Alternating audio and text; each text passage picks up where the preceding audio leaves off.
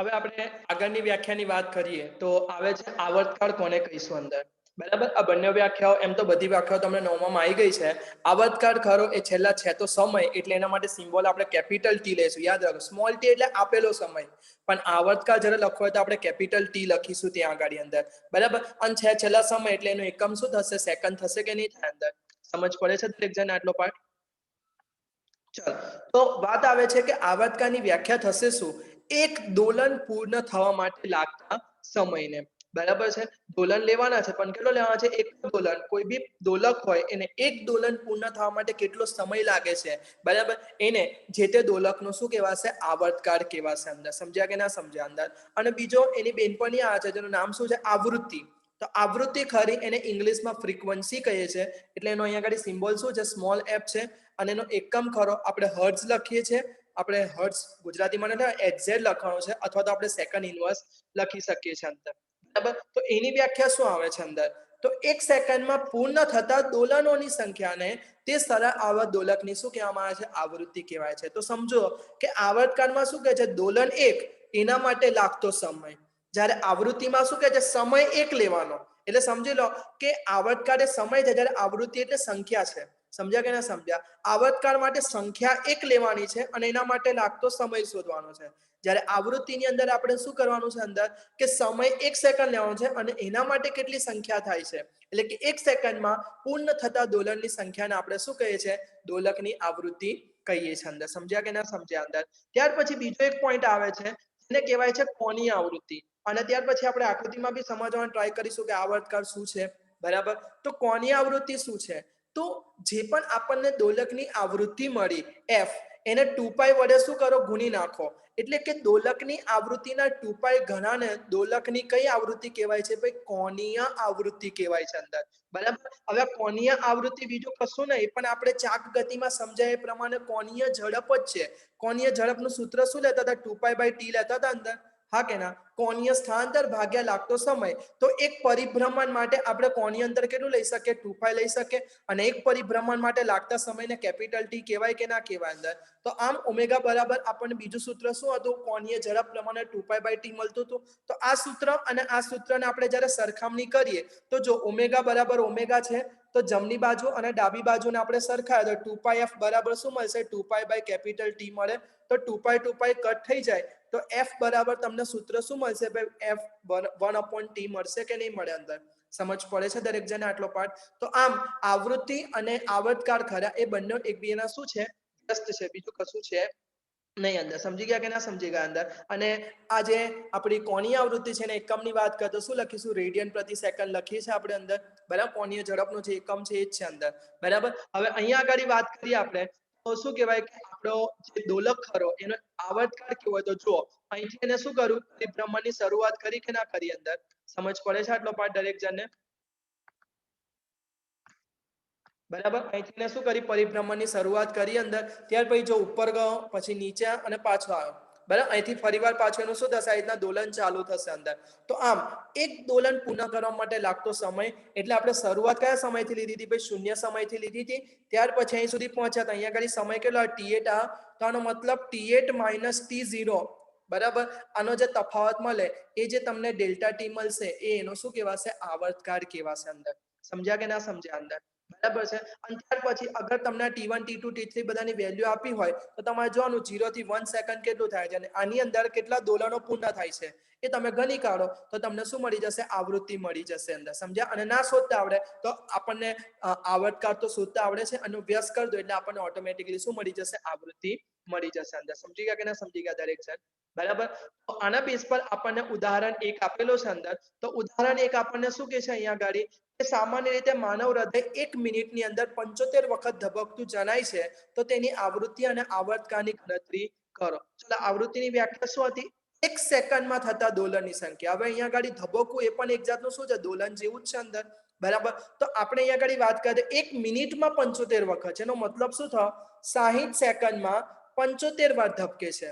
બરાબર, પણ આવૃત્તિની વ્યાખ્યા તો શું કે છે, 1 સેકન્ડમાં કેટલી વાર થવું જેવું લખવું પડે, તો 60 સેકન્ડમાં 75 વાર, તો 1 સેકન્ડમાં કેટલા, સાદું વ્યાજનું આપણે સૂત્ર લગાડીએ તો થશે શું, 1 ગુણ્યા 75 ભાગ્યા તમે શું કરશો, 60 કરશો, ભાગાકાર કરશો, એટલે તમને તમારી જે હાર્ટબીટ ખરી, એટલે કે માનવ હૃદયનો જે ધબકાર ખરો, એની શું મળશે, આવૃત્તિ મળશે. અને આવૃત્તિ મળી જાય તો અહીંયા આગળ કેલ્ક્યુલેશન્સ કરતા 1.25 તમને મળશે. બરાબર, હવે આપણે જ્યારે સમય શોધવો હોય તો સમય કેવી રીતના શોધી શકાય, આવૃત્તિનો વ્યસ્ત કરી દો, એટલે કે 1 ભાગ્યા 1.25 કરી દો, એટલે 0.8 સેકન્ડ આપણને શું મળશે, આવર્તકાળ મળશે. અંદર સમજી ગયા દરેક જણ આટલો પાર્ટ, હા કે ના? ચલો, તો આપણે નેક્સ્ટ પોઈન્ટ પર આગળ વધીએ આપણા અંદર. તો હવે આવે છે કે આપણે ક્યારના સરળ આવર્ત ગતિની વાત તો કરીએ છીએ, તો સરળ આવર્ત ગતિને આપણે ગાણિતિક સ્વરૂપે રિપ્રેઝન્ટ કેવી રીતના કરી શકીએ, કારણ કે આપણે જોયું કે ભાઈ દોલનને જ્યારે આપણે આલેખના દ્રષ્ટિકોણથી દોરીએ છીએ તો આપણને આલેખ આવો મળે છે. હવે આની વસ્તુને આપણે જ્યારે ગાણિતિક સંબંધ સાથે સરખાઈએ તો ખબર પડે છે કે આવા વિધેયો ખરા, એટલે કે આવા આલેખીય વિધેયો ખરા, એ ત્રિકોણમિતિમાં આવતા સાઇન અને કોસાઇન ફંક્શનથી આપણે આપી શકીએ છીએ અંદર. બરાબર, એટલે કે તમે સાઇનની મૂલ્યોનો અથવા કોસાઇનના મૂલ્યોનો તમે આલેખ કરશો તો પણ તમને આ જ મળશે અંદર. બરાબર, તો અહીંયા આગળ આપણને એ જ પોઈન્ટ સમજાવવાનો પ્રયત્ન કરે છે કે જો આપણે સરળ આવર્ત દોલક માટે, જો આપણે સરળ આવર્ત દોલકમાં, એટલે કે જે સરળ આવર્ત ગતિ કરે છે એના માટે સ્થાનાંતર વિરુદ્ધ સમયનો આલેખ દોરીએ. બરાબર છે, સ્થાનાંતર વિરુદ્ધ સમયનો આલેખ દોરીએ તો અત્યારે આપણે ઉપરની જે આકૃતિ જોઈ હતી ને અંદર, પેલી સ્પ્રિંગ વાળી અંદર, તો નિમ્ન ભાગના દર્શાવ્યા પ્રમાણે મળે અંદર, એટલે કે નીચેના ભાગમાં તમે જોયું હશે આ રીતે આપણને તરંગ દોરીને આપ્યો હતો અંદર. બરાબર, તો આવી ગતિને સમય સાથેના ગાણિતિક વિધેય પ્રમાણે જો રજૂ કરવી હોય તો એને આપણે આ રીતે રિપ્રેઝન્ટ કરી શકીએ છીએ અંદર. સમજ પડશે દરેક જણ આટલો પાર્ટ? તો અહીંયા તમને 7.3.1 નું આખું જે બોક્સ આપ્યું છે એ રીતે આપણે આ જે વિધેયો ખરા એને આપણે રિપ્રેઝન્ટ કરવું હોય તો કરી શકીએ. તો છે શું, y ઓફ t. હવે જો y ઓફ t બી લખી શકો, x ઓફ t, એનો મતલબ શું છે કે ભાઈ સ્થાનાંતર જ છે, પણ બ્રેકેટમાં t લખેનો મતલબ શું છે કે આપણું જે સ્થાનાંતર ખરો એ સમયનો વિધેય છે, એટલે કે સમય સાથે બદલાય છે અંદર. સમજ પડે છે? બરાબર. એ એટલે શું હતું, કમ વિસ્તાર હતું. યાદ આવે છે? ના યાદ આવે તો વિડીયો રિવાઇન્ડ કરીને જોઈ લો પાછો અંદર. બરાબર, પછી શું આવશે, સાઇન આવશે અંદર, અને અંદર શું આવશે, ઓમેગા ટી પ્લસ 5. જો કોઈકમાં સાઇન લખેલું હોય, કોઈકમાં કોસ લખેલું હોય, સાઇન અને કોસ બંને સરખા જ છે, ખાલી સાઇનમાં છે શું કે સાઇન પોતાનું મૂલ્ય 0 થી શરૂઆત કરે છે, જ્યારે કોસ ખરો પોતાનું મૂલ્ય 1 થી શરૂઆત કરે છે અંદર. એટલે કે બંને થોડા શું છે, ટાઈમિંગ પ્રમાણે 90 ડિગ્રી આગા પાછા છે અંદર. તો તમને જેવો તરંગ શૂન્યની સ્થિતિ દેખાય એ પ્રમાણે તમારે અહીંયા આગળ લખવાનું અંદર. સમજી ગયા કે ના સમજી ગયા દરેક જણ? બરાબર છે. તો અહીંયા આગળ y ઓફ t ને શું કહે છે, t સમયનું સ્થાનાંતર કહેવાય છે, એને શું કહે છે, કમ વિસ્તાર કહેવાય છે. ઓમેગા ખરો આપણે અત્યારે જોયો તો એને શું કહે છે, કોણીય આવૃત્તિ કહીએ છીએ. સ્મોલ t શું કહેવાય છે, આપેલો સમય કહેવાશે અંદર. અને ફાઈ ખરો એને શું કહે છે, પ્રારંભિક કળા કહેવાય છે. હવે આપણે સાઇન કોસ તો ફિક્સ કરે, પણ આપણે જ્યારે જોવાની શરૂઆત કરીએ તો દર વખતે એવું જરૂર નથી ને આપણે શૂન્યથી જ ચાલુ કરીએ, આપણે કોઈ બી સમયથી કરી શકીએ. તો તે વખતે એનો ખૂણો કોઈ બી હોઈ શકે, એટલે એને આપણે એની શું કહીશું, પ્રારંભિક કળા કહીશું. સપોઝ આપણે જ્યારે દોલન કરું 80 ડિગ્રીથી સ્ટાર્ટ, 80 ડિગ્રી પર ત્યારથી જોવાનું સ્ટાર્ટ કર્યું તો તે વખતે પ્રારંભિક કળા ખરી 80 ડિગ્રી આપણે લઈ લઈશું અંદર. સમજ પડે છે? અને આ જે સાઇન સાથે આખો ખૂણો બને છે એને આપેલા દોલકની શું કહેવાય છે, કળા કહેવાય છે અંદર. સમજી ગયા કે ના સમજી ગયા દરેક જણ? હવે આપણે જોયું કે અહીંયા આગળ સ્થાનાંતર ખરું એ સાઇન પર આધારિત છે. હવે આ જે સાઇન ખરું ત્રિકોણમિતિ પ્રમાણે જોવા જઈએ તો એનો જે વિસ્તાર ખરો એના મૂલ્યનો એ +1 મહત્તમ મળે અને લઘુત્તમ -1 મળે છે અંદર. કે સાઇન વિધેયનો જે વિસ્તાર ખરો -1 થી 1 છે, તો આપણે એવું ધારી લઈએ કે કદાચ આનું ગમે તે મૂલ્ય હશે, કાં તો મહત્તમમાં મહત્તમ +1 મળશે અને છેલ્લામાં છેલ્લું -1, એનાથી વધારે મળવાનું, ભલે ને ઓમેગા ટી અને ફાઈ ગમે તે કેમ ના હોય અંદર. સમજ પડે છે? તો અગર આપણે એવું માનીએ કે કંઈક કરતા આપણને +1 મળે છે તો y ઓફ t નો જવાબ આપણને શું મળશે, +a મળે કે ના મળે અંદર? હા કે ના? કારણ કે એનું મૂલ્ય +1 થઈ ગયું, તેની સાથે a ગુણો એટલે +a મળે, અને કદાચ -1 મળતું તો શું મળતું, -a મળતું. તો આમ સરળ આવર્ત ગતિનું જે સ્થાનાંતર ખરું, બરાબર, એ પ્લસ ઓર માઇનસ a ની વચ્ચે શું થશે, બદલાશે. એટલે કે તમારો આ રીતે આલેખ દોરો છો તો ઉપર +a મળશે અને નીચે શું મળશે તમને, -a મળશે અંદર. સમજ્યા કે ના સમજ્યા અંદર? બરાબર છે. બીજી વસ્તુ, અહીંયા આગળ જે ઓમેગા ટી પ્લસ 5 તમને આપેલું છે અંદર, એ સરળ આવર્ત ગતિની t સમયની શું કહેવામાં આવે છે, કળા કહેવામાં આવે છે અંદર. કળા એટલે એક જાતનો એનો ખૂણો કહેવાય અંદર, બરાબર છે, જે દોલકની જે તે સમયની ગતિની અવસ્થા દર્શાવે છે. એટલે કે એનું મૂલ્ય તે વખતે દોલક ક્યાં હશે, કઈ દિશામાં જશે, એ આપણે કહેવું હોય તો કહી શકીએ. એટલે કે એની અવસ્થા આપણે દર્શાવી હોય તો દર્શાવી શકીએ છીએ અંદર, બરાબર છે. અને બીજું, ટી બરાબર શૂન્ય સમયે સરળ આવર્ત દોલકની જેવી કળા હોય, જનરલી શૂન્ય જ હોય છે, પણ કંઈક બીજી બી હોય તો એને આપણે પ્રારંભિક કળા તરીકે કન્સિડર કરીએ છીએ, અથવા તો એને કળા અચળાંક પણ કહેવામાં આવે છે. અને યાદ રાખજો કે આ જે કળા અચળાંક ખરો એટલે કે પ્રારંભિક કળા ખરી, બરાબર, એ અચળ હોય છે. કોઈ બી દોલક માટે શરૂઆતમાં જે છે એ ફિક્સ રહેશે, પછી એ બદલાશે નહીં અંદર. સમજ્યા કે ના સમજ્યા? ખાલી ઓમેગા ટી નો ગુણાકાર કરો એ સમય સાથે બદલાયા કરશે અંદર. સમજ પડી ગઈ દરેક જણ આટલો પાર્ટ? ચલો, તો ત્યાર પછી આપણને એક વધારાનો દાખલો આપેલો છે, જેથી કરીને આપણને ઉપરની જે બધી થિયરી ખરી એ કમ્પ્લીટલી સમજાઈ જાય અંદર. તો દાખલામાં શું છે અંદર, તમને અહીંયા આગળ સ્થાનાંતરનું એક સૂત્ર આપી દીધું છે કે y બરાબર તમને શું આપ્યું છે ભાઈ, 0.40 બરાબર ગુણ્યા sin 440t વત્તા 0.61 એવું કંઈક આપેલું છે તમને અંદર, બરાબર. અને એના દ્વારા એક પદાર્થ ખરો, બરાબર, એ શું કહે છે, સરળ આવર્ત દોલકનું સ્થાનાંતરનું સૂત્ર આપણને આપી દીધું, સરળ આવર્ત ગતિ કરે છે એટલે અંદર, બરાબર. તો એના માટે આપણે ક્રમ વિસ્તાર ને આ બધા મૂલ્યો શોધવાના છે અંદર. તો આપણે જાણીએ છીએ કે આપણને આ જે સૂત્ર આપ્યું છે એવું આપણે અત્યારે જનરલ સૂત્ર થોડીક વાર પહેલા ડિસ્કસ કર્યું અંદર, બરાબર. જે સૂત્ર શું હતું, આ કંઈક હતું અંદર, બરાબર. શું હતું આપણું સૂત્ર અંદર? આ સૂત્ર હતું y બરાબર a sin omega t plus phi. તો જ્યારે આપણે આપેલા સમીકરણને આની સાથે સરખાઈએ તો આપણને ઘણા બધા જવાબ ડાયરેક્ટ જ મળી જાય અંદર, બરાબર. જેમ કે a બરાબર 0.40 મળશે એટલે કમ વિસ્તાર આપણો આપમેળે શોધાઈ ગયો કે ના શોધાઈ ગયો અંદર, હા કે ના? બીજું કોની આવૃત્તિ કીધી છે, તો અહીંયા આગળ જોઈ શકો છો ઓમેગા ટી છે, તો અહીંયા આગળ 440 ટી છે. તેનો મતલબ ટી તો ટી ની જગ્યાએ છે, તો ઓમેગા બરાબર કેટલો થયો ભાઈ, 440 થયો કે ના થયો રેડિયન પર સેકન્ડ, હા કે ના? બરાબર. હવે આવર્તકાળ શોધવો છે, તો આવર્તકાળ શોધવા માટે આપણી પાસે ફોર્મ્યુલા હતી ઓમેગા બરાબર કાં તો 2πf લો કાં તો 2π/t લો. તો t બરાબર શું થશે, 2π/ઓમેગા થાય. 2π તો આપણને ખબર જ છે, ઓમેગાનું મૂલ્ય આપણને મળી ગયું છે. તો તમે સિમ્પ્લિફાઈડ કરો એટલે તમને સમયનો આવર્તકાળનો જે જવાબ ખરે મળી જશે કે નહીં મળી જાય અંદર, કે ના? અને પ્રારંભિક કળાની વાત કરો તો આની સાથે જે સરવાળામાં હોય એની પ્રારંભિક કળા કહેવાય. પણ તમે જોઈ શકો છો મૂલ્યમાં આપી છે એટલે આપણે એકમ શું લખીશું, રેડિયન લખીશું. એકમમાં ભૂલ ના થઈ જાય, દરેક જણ આ વસ્તુ ધ્યાન રાખજો અંદર. સમજ્યા કે ના સમજ્યા દરેક જણ? તો છે ને એકદમ સરળ દાખલો અંદર. ચલો, ત્યાર પછી આપણે આગળના પોઈન્ટ્સ પર વધીએ. તો અહીંયા આગળ આપણને સમજાવવા માંગે છે કે દોલન વસ્તુ છે શું આખરે, કે એ તો એકચ્યુઅલમાં એક સમયગાળા પછી પોતાનું પુનરાવર્તન જ કરે છે પોતાના મૂલ્યોનું અંદર. તો આપણે એને થોડું ગાણિતિક રીતે સેટ કરીએ અને એના પરથી એક ગતિ આવર્ત ગતિ છે કે નહીં ચેક કરવું હોય તો આપણે આ થિયરીથી ઇઝીલી એને સમજી શકીએ છીએ અંદર, બરાબર. તો કે છે શું અહીંયા આગળ આપણને શરૂઆતમાં અંદર, એક પૂર્ણ દોલનમાં સરળ આવર્ત ગતિ કરતા, બરાબર, સરળ આવર્ત ગતિની જે કળા ખરી એમાં આપણને હંમેશા કેટલો તફાવત જોવા મળે છે, તો વધારો જોવા મળે છે, 2π રેડિયનનો વધારો જોવા મળે છે અંદર. સમજ પડે છે આટલો પાર્ટ? કે એક દોલન પૂર્ણ થઈ ગયું ત્યાર પછી એનો ખૂણો તમે જોશો તમને શું મળશે, 2π મળશે. જેમ કે આપણે એકમ વર્તુળની વાત કરીએ 0 ડિગ્રીથી સ્ટાર્ટ કરી દો, પછી પાછા 0 પર આવે એટલે 2π લખીએ છીએ, ફરી પાછું લખો તો 4π લખીએ છીએ અંદર. સમજ્યા? તો તમે જોઈ શકો છો 4π - 2π કરે એટલે 2π જેટલો શું થયો કે વધારો કહેવાય. હવે 2π બીજું કશું નહીં, 360 ડિગ્રી, કારણ કે પાઈ બરાબર આપણે 180 લઈએ છીએ, બરાબર. એટલે કે 360 ડિગ્રીનો શું થાય છે ભાઈ, વધારો થાય છે અંદર.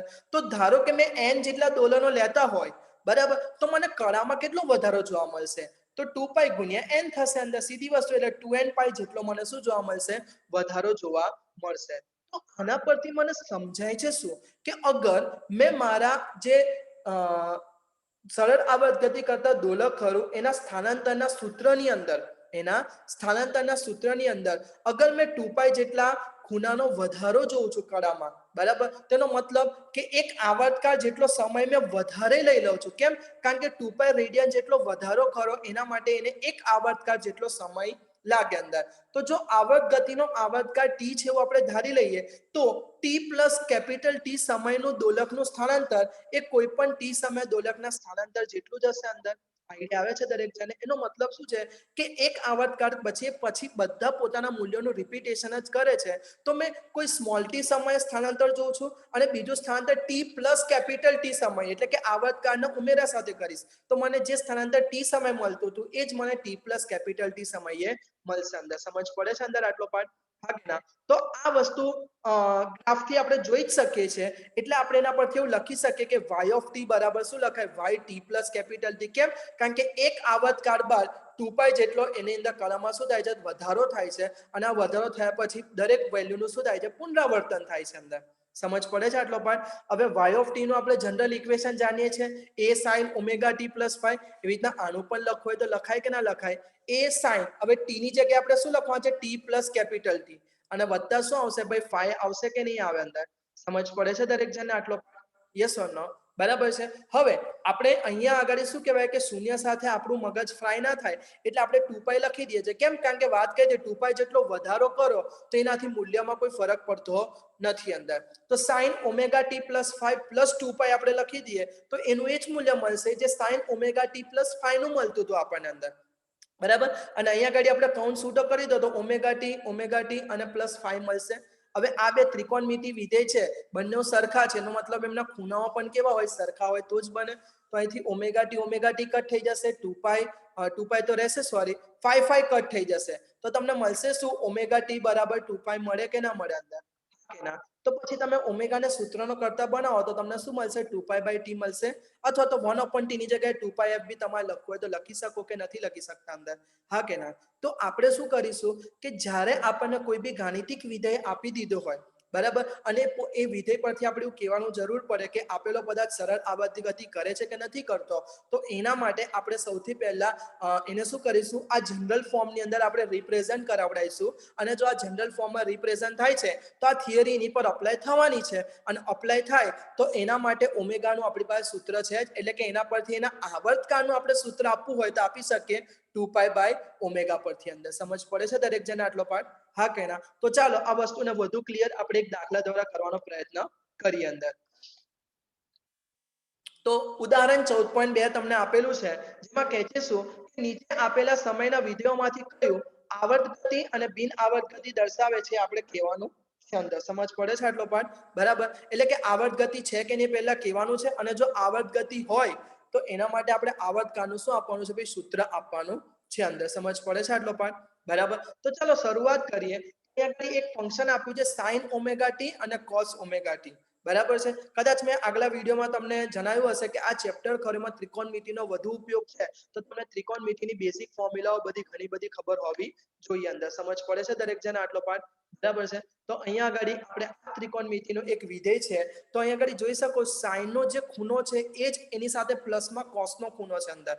સમજ પડે છે આટલો પાર્ટ? તો આપણી પાસે એક સૂત્ર છે. શું છે સૂત્ર? અહીંયા આગળ તમે જોઈ શકો છો, બરાબર, કે sin આલ્ફા cos બીટા હોય અને પછી આ ખૂણે એક્સચેન્જ કરી દો એટલે cos આલ્ફા અને sin બીટા હોય તો એના બરાબર માંથી સૂત્ર શું લખાય? sin alpha plus beta. હવે તમને થશે સર આવું કરીએ છે કેમ? તો મેં તમને સમજાવ્યું હતું કે કોઈ બી પદાર્થ સરળ આવર્ત ગતિ કરે છે કે નથી કરતો, અથવા તે આવર્તી વિધેય છે કે નહીં ચેક કરવું છે, તો એના માટે આપણી પાસે એક સરસ શોર્ટકટ શું છે કે આપેલું કોઈ બી ત્રિકોણમિતિય વિધેય જે હોય એને આપણે ક્યાંક એવી રીતે એની અંદર ત્રિકોણમિતિની અમુક જે આઈડેન્ટિટી ખરી અપ્લાય કરીએ જેથી કરીને એ આપણને એક સાઇન કાં તો કોસના રૂપમાં મળી જાય અંદર. સમજ પડે છે અંદર? અહીંયા આગળ જોઈ શકો છો બે ત્રિકોણમિતિ વિધેય છે, એમાંથી આપણે સિંગલ ત્રિકોણમિતિ વિધેયમાં એને શું કરવાનું છે? કન્વર્ટ કરવાનું છે. અગર જો એ થઈ જાય છે તો એનો મતલબ કે આપણને એનું જે સૂત્ર ખરું કયા સ્વરૂપે મળ્યું? સરળ આવર્ત ગતિ સ્વરૂપે મળ્યું. અને સરળ આવર્ત ગતિ સ્વરૂપે મળે તો એ આવર્ત ગતિ કહેવાની જ છે અંદર.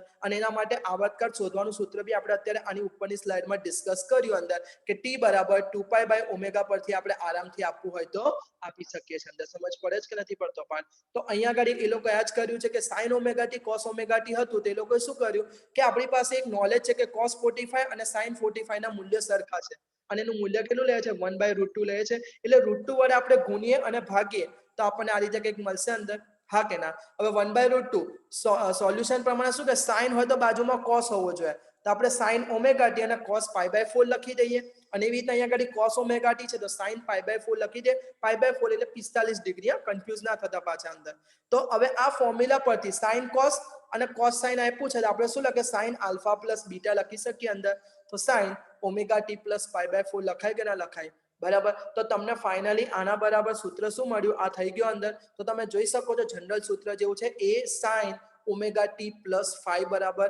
તો આ શું છે સરળ આવર્ત ગતિના વ્યાપક સમીકરણ સાથે શું થાય છે ભાઈ મેચ થાય છે અંદર અને મેચ થાય છે તો પછી આવર્તકાળનું સૂત્ર તમે સીધું શું લખી શકો 2π/ω લખી શકો કે ના લખી શકો અંદર હવે અહીંયા આગળ જે ઓમેગા છે એ ઓમેગા જ લેવાનો છે એટલે આવર્તકાળનું સૂત્ર તમારું એનું એ જ થશે અંદર સમજી ગયા કે ના સમજી ગયા અંદર આઈડિયા આવી ગયો દરેક જણને યાદ રાખજો આ પ્રકારનું ફોર્મેટ ખરું સોલ્યુશનનું ક્યારે ફોલો કરવાનું છે જ્યારે આપેલા ત્રિકોણમિતીય વિધેયો સરવાળા બાદબાકીના ફોર્મમાં હોય પરંતુ એમના ખૂણાઓ સરખા હોય ત્યારે પણ જો એમના ખૂણાઓ અલગ હોય તો પછી આપણે અહીંયા આગળ એ રીતે ચાલવાનું નથી એક રીતે ચાલવાનું આપણે બીજા પાર્ટની અંદર અહીંયા આગળ જોઈએ તો તમે જોઈ શકો છો કે અહીંયા આગળ છે તમને બીજું સોલ્યુશન આપેલું છે અંદર બીજા ભાગનું અંદર બરાબર એમાં શું છે sin ઓમેગા ટી પછી cos 2 ઓમેગા ટી અને બીજું sin 2 ઓમેગા ટી દેખાય છે પણ એકચ્યુઅલમાં તમારી ટેક્સ્ટબુક પ્રમાણે શું છે 4 ઓમેગા ટી છે અંદર બરાબર જોવું હોય તો જોઈ લેજો ક્રોસ ચેક કરી લેજો અંદર સમજ પડે છે દરેક જણ આટલો પાર્ટ કે ના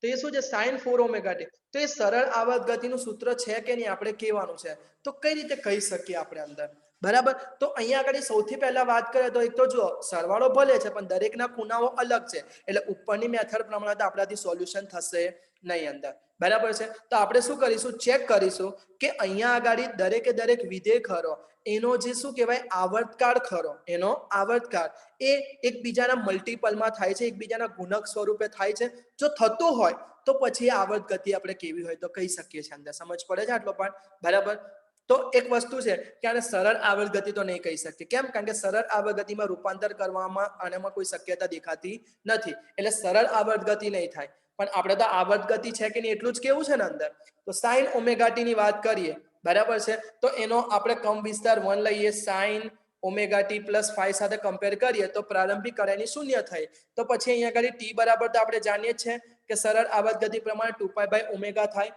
તો આપણે પહેલો જે ખરો એને આપણે t0 બરાબર રિપ્રેઝન્ટ કરીએ તો આવર્તકાળનું સૂત્ર શું થશે પહેલા ખાલી ફંક્શન માટે sin ઓમેગા ટી માટે t0 બરાબર 2π/ω મળશે અંદર સમજ પડે છે આટલો પાર્ટ દરેક જણને હા કે ના એવી રીતે આપણે cos 2 ઓમેગા ટી ની વાત કરીએ અંદર તો એની અંદર ખૂણામાં કોણ છે ભાઈ 2 ઓમેગા છે અંદર શું છે 2 ઓમેગા તો એના આવર્તકાળનું સૂત્ર શું થાય t બરાબર 2π/2 ઓમેગા આવશે અંદર હા કે ના બરાબર પણ આપણે જાણે છે 2π/ω બરાબર તો શું હતું ભાઈ t0 હતું તો t0 ભાગ્યા 2 માંથી લખાય કે ના લખાય અંદર એવી રીતના ત્રીજા માટે 4 ઓમેગા ટી છે તો ત્યાં આગળ મને t0/4 મળશે જેવી રીતે આપણે આનું કર્યું અંદર બરાબર તમે જોઈ શકો છો કે અહીંયા આગળ 3 ના આવર્તકાળ ખરા એમાં આનો સૌથી વધુ છે આનો એનાથી અડધો છે અને આનો એનો શું છે ચોથા ભાગનો છે અંદર બરાબર તો અહીં દરેક પદની ગતિ પોતે શું છે આવર્તકાળથી છે ખાલી મેઇન વસ્તુ શું છે કે આવર્તકાળ બધાનો જુદો જુદો છે પણ જુદો જુદો બી એવી રીતે છે કે એકબીજાના ગુણાકારમાં છે અંદર બરાબર અગર આપણે t0 જેટલો સમયગાળો લેતા હોય બરાબર છે તો આપણો પહેલો વિધેય એક દોલન પૂર્ણ કર્યું હશે અંદર બીજો વિધેય ખરો એને કંઈક 2 દોલન પૂર્ણ કરી લીધા હશે અંદર સમજ પડે છે આટલો પાર્ટ હા કે ના બરાબર અને ત્રીજો વિજય હશે એને કેટલા 4 દોલનો પૂરા કરી લીધા હશે તો ત્યાર પછી ફરીવાર આ વસ્તુનું રિપીટેશન તો થવાનું જ છે અંદર હા કે ના તો કહે છે કે t0 જેટલો આપણે લઘુત્તમ અંતરાલ લઈએ તે પછી પાછા 3 પદોનો સરવાળો પોતાના મૂલ્યોને શું કરશે પુનરાવર્તિત કરશે એટલે આપણે કહી શકીએ છીએ કે આ પણ આવર્ત વિધેય છે પણ સરળ આવર્ત ગતિ નથી ખાલી સમજ પડે જો આવર્ત ગતિ બધી આવર્ત ગતિ સરળ આવર્ત ગતિ નથી પણ બધી સરળ આવર્ત ગતિ તો આવર્ત ગતિ છે જ આઈડિયા આવે છે અંદર એટલે આપણે પહેલા કેસમાં સરળ આવર્ત ગતિ હતી ઉપરું કહીને આવર્ત ગતિ કહી દીધું પણ અહીંયા આગળ એ રીતે ચાલતું નહોતું તો આપણે આવર્ત ગતિથી આપવાનો ટ્રાય કર્યો અંદર અને છેલ્લા 2 ફંક્શન આપેલા છે તમને એમાં એક આપ્યો છે શું એક્સપોનન્ટ આપેલો છે એટલે કે ઘાતાંકનો આપેલો છે અને બીજો તમને લોગેરિધમ આપ્યો છે હવે એક વસ્તુ ધ્યાન રાખો કે આ જે એક્સપોનન્ટ અને લોગેરિધમના જે પાર્ટ છે કેવા છે અંદર કે એ લોકોનું સમય સાથે અહીંયા આગળ જે પ્રમાણે ફંક્શન આપેલું છે e raised to minus omega t એટલે કે તમે t નું મૂલ્ય જેમ જેમ બદલતા જશો શું કહેવાય t નું મૂલ્ય જેમ જેમ બદલતા જશો એમ આનું મૂલ્ય 0 થી તમને વધારે મળ્યા જ કરશે બરાબર છે અને t જ્યારે ઇન્ફિનિટી લેશો ત્યારે જઈને તમને એનું મૂલ્ય મહત્તમ મળશે પણ આપણે તો દોલિત ગતિની શું વાત કરી ભાઈ શૂન્યમાંથી મહત્તમ થવું જોઈએ પાછું શૂન્ય થવું જોઈએ પાછું નેગેટિવ મહત્તમ થવું જોઈએ ફરી શૂન્ય થવું જોઈએ અને પછી પાછું આ મૂલ્યોનું પુનરાવર્તન થવું જોઈએ અહીં તો પુનરાવર્તન થતું જ નથી એટલે આ બંને વિધેયો ખરા અંદર બરાબર. એ લોકો શું કહેવાય, કોઈ દિવસ આવર્ત ગતિ બતાવશે. એટલે આ બંને વિધેયો જો પ્રેઝન્ટ હોય એટલે લખી દેવાનું આવર્ત ગતિ નથી. આવર્ત ગતિ ના એટલે સરળ આવર્ત ગતિની વાત કઈ જરૂર જ નથી અંદર. તો તમે વિડીયો પોઝ કરીને અહીંયા આગળ સ્ટેટમેન્ટ વાંચશો તો મેં જે તમને સમજાવ્યું એ જ વસ્તુ કીધી છે. ખાલી મેઇન વસ્તુ શું છે કે આ જે e−t છે એના માટે t બરાબર ઇન્ફિનિટી લઉં ત્યારે એનું મૂલ્ય શૂન્ય થાય છે અંદર. એટલે કે એનું મૂલ્ય પુનરાવર્તિત થતું નથી. જ્યારે લોગના કેસમાં t બરાબર ઇન્ફિનિટી થાય ત્યારે લોગનું મૂલ્ય શું થાય છે, ઇન્ફિનિટી થાય છે. એટલે બંને ઊંધા છે. એક શું થાય છે, મહત્તમ માંથી શૂન્ય થાય છે અને બીજો શું છે, શૂન્ય માંથી મહત્તમ થાય છે અંદર. બરાબર છે. તો આ વસ્તુઓ આપણે અહીંયા આગળ ધ્યાન રાખીને સોલ્વ કરવાની છે. તો આના જેવા તમને કેટલાક દાખલા આપણને ઉદાહરણ 14.3 માં આપેલા છે અને આવો જ એક દાખલો આપણને સ્વાધ્યાય 4 નો પણ આપેલો છે. તો વિદ્યાર્થી મિત્રો તમારી જાતે આ પ્રયત્ન કરવાનો રહેશે અંદર. બરાબર. અને જે ઉદાહરણ 14.4 આપેલું છે આપણે સિલેબસમાં લીધેલો નથી કારણ કે એનું એટલું બધું આપણા માટે ઇમ્પોર્ટન્ટ હાલમાં લાગતું નથી. એટલે આપણે દાખલો હાલમાં સિલેબસમાં લીધો નથી અંદર. સમજ પડે છે દરેક જણ આટલો પાર્ટ? હા કે ના? તો આજના આ જે પાર્ટ કર્યો એની અંદર આપણે આટલું કવર કરીએ છીએ. ના સમજ પડે તો ફરીવાર વિડીયો જોજો. આ ચેપ્ટર તમારા માટે 12મા માટે પણ થોડું ઘણું શું છે, ઇમ્પોર્ટન્ટ છે અંદર. Okay, thank you.